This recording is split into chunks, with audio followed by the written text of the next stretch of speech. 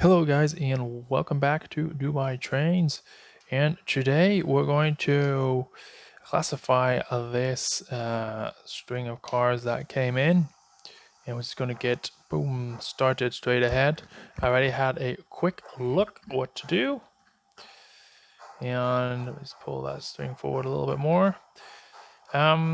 These three reefers need to be pre-iced, so they need to go to the icing track.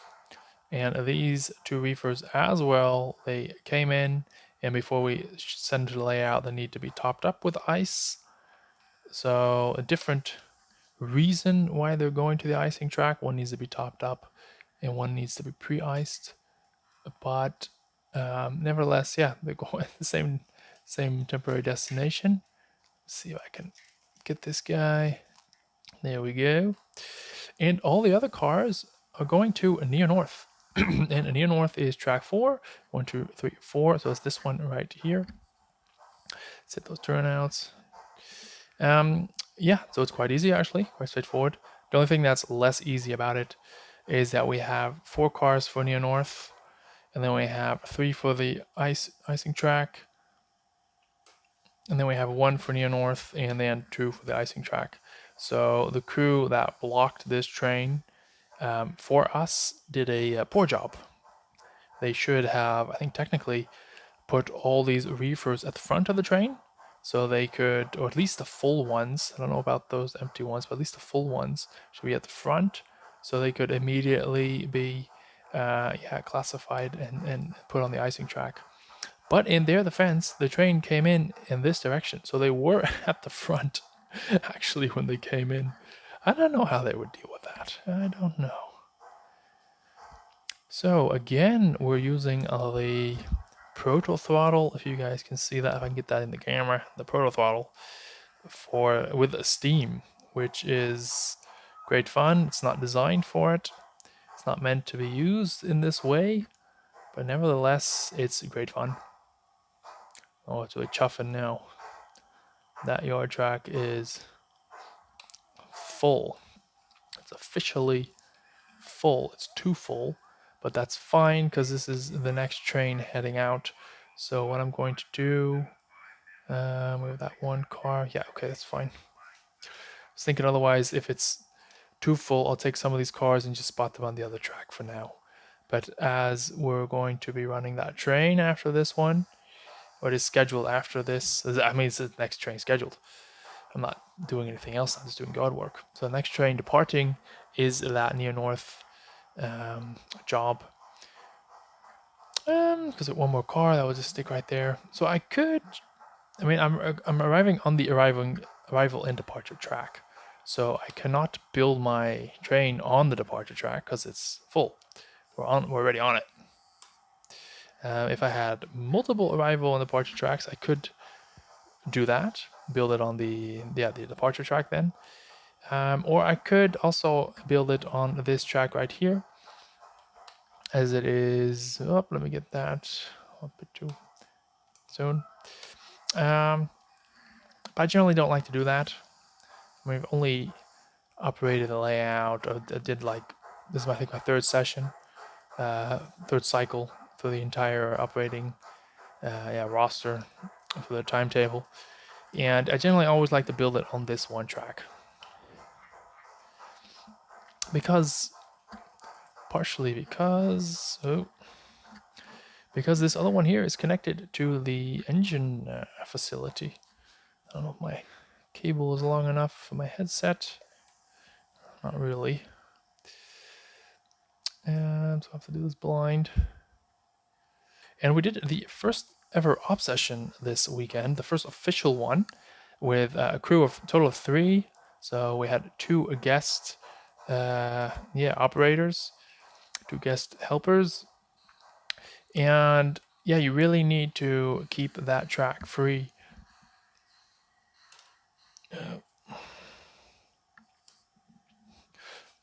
For engines coming and going to the terminal.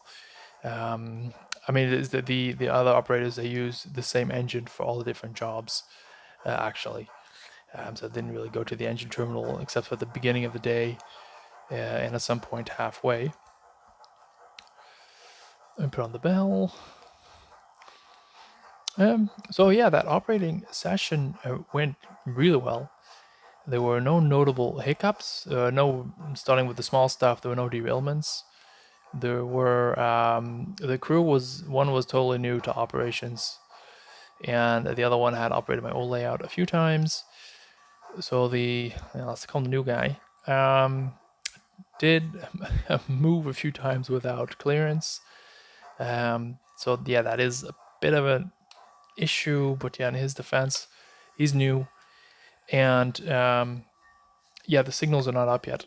So yeah, could easily overlook it, an imaginary red signal opposed to an actual signal with a red light on it.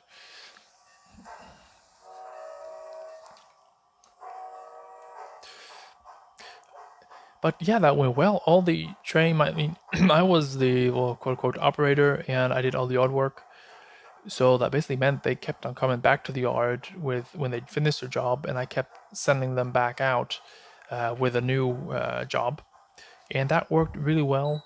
The jobs connected well, one after the other, meaning that the time that they needed to do the job was as per the timetable. So I didn't have to jump any trains or prepone or postpone any jobs. I could have wanted to. It's not a big issue on my layout. It just means that some cars will be sitting in the yard a bit longer. But that's all part of the fun. The big thing is when you're with multiple people on the layout, you have to now all of a sudden think about the other people. Like, do I have track clearance? I can't just go into this single track because there might be a train coming in the other direction. As where when you're by yourself, I mean, the rules are there, but yeah, there's not really a train going to be coming in the other direction when you're by yourself, isn't it? So yeah, that's fun, and it adds a little bit to the pressure. But we do need the car cart system at some point, because this easy ops mode for just arriving when you depart with 6 cars, you should arrive back with 6 cars. That's a general rule. That yeah, it also just creates confusion because you're like, okay, so which cars am I gonna spot, and where am I gonna spot them? What is the spot? What is an industry? Where is the industry? So it's better just to be clear and have the car cards. And I've been pushing that forward a little bit, and some other things I actually really want to do on the layout because I don't have a fascia yet. I've been postponing that. Can you see it? No, yeah, no, you can see it actually there. If you look right there, that white, and it needs to be fascia. And once I have that, I can stick the car card boxes onto that. And I also want to make the some manual levers for the different turnouts. That's probably going to be a massive job, but yeah, I want to make that. I want to have some toggle switches to turn some tracks off, because now the entire engine facility is just like on, and there's no need for that. There's no need for all these decoders to make these running hours while they're just sitting there. So yeah, stuff like that. So I already measured everything. I mean, this is getting a bit of ahead of myself, because it's just nice material for a good update video, because I did quite a lot on the layout recently. There it goes. Is it taking it now? Why is it not? What's going on in this cord of my headset? It's just too short. Oh. Now it's going all upside down. What's happening? Let me just hit it with a little bit more force. That's it. It's just too gentle. What's happening?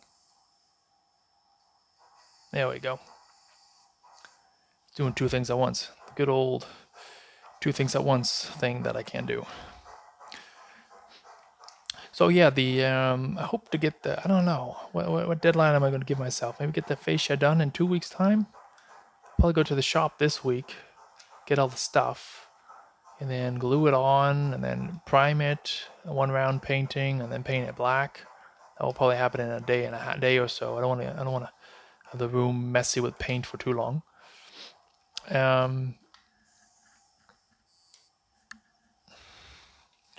But yeah, I need to give myself some time because I'm working on some other projects at the same time. So let's say 2 weeks, that'll be done. And it's going to be nice and black. And a tip that someone told me is don't make it matte, super matte black, because then you just every scuff and everything you're going to see it. So fair enough. So I'm going to make it also not glossy, but something in between. Don't know what the proper word is for that, like silk. I don't know, silk shine or something. Look at that. There we go. Let those icers ice away.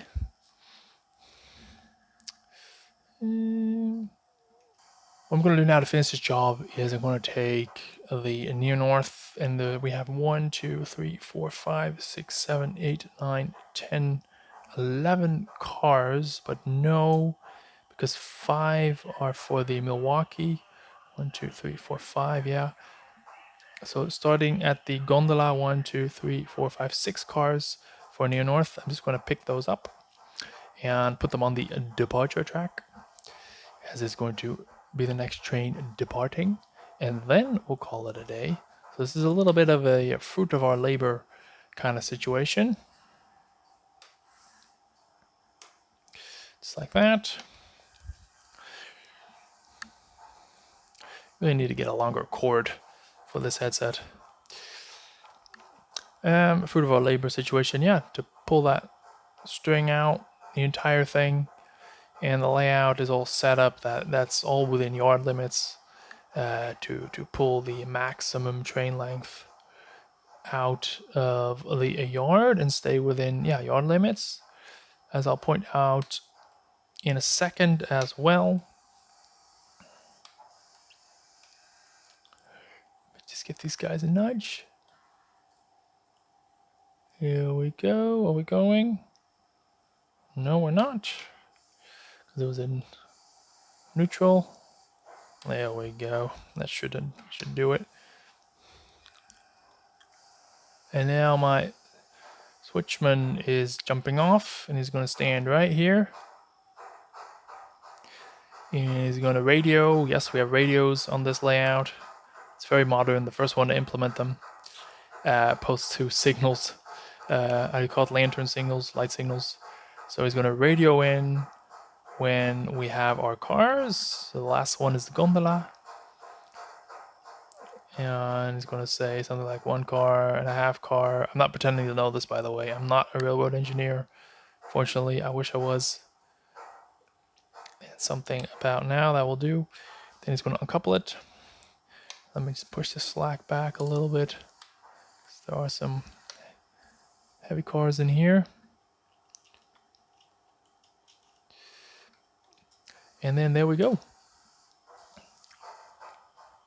Actually, you know what? I know what happened now. Remember this 1 car? We were 1 car too long for this track, and that's why I uncoupled at the wrong spot, because there's still a turnout right here. So I just need to push this stack back a little bit. Back into the yard track you go. But I did a delayed uncouple, so that means I can now totally hands-free watch the camera and just enjoy that train wiggle out of the yard. That's a nice sight, isn't it?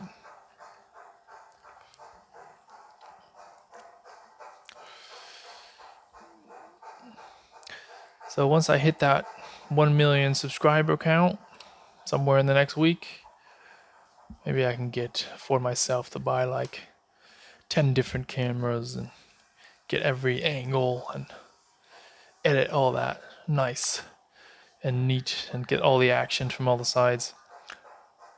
So if you're watching and you haven't subscribed yet, or if you think you've subscribed, just make sure you're subscribed. And if you haven't, then please do so, and we'll be at that 1 million subscribers before we know it.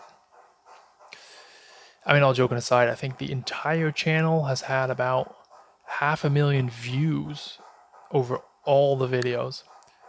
So unless I get some ghosted subscribers there that didn't watch a video, that 1 million subscribers is far, far away. Not that that's a goal, guys.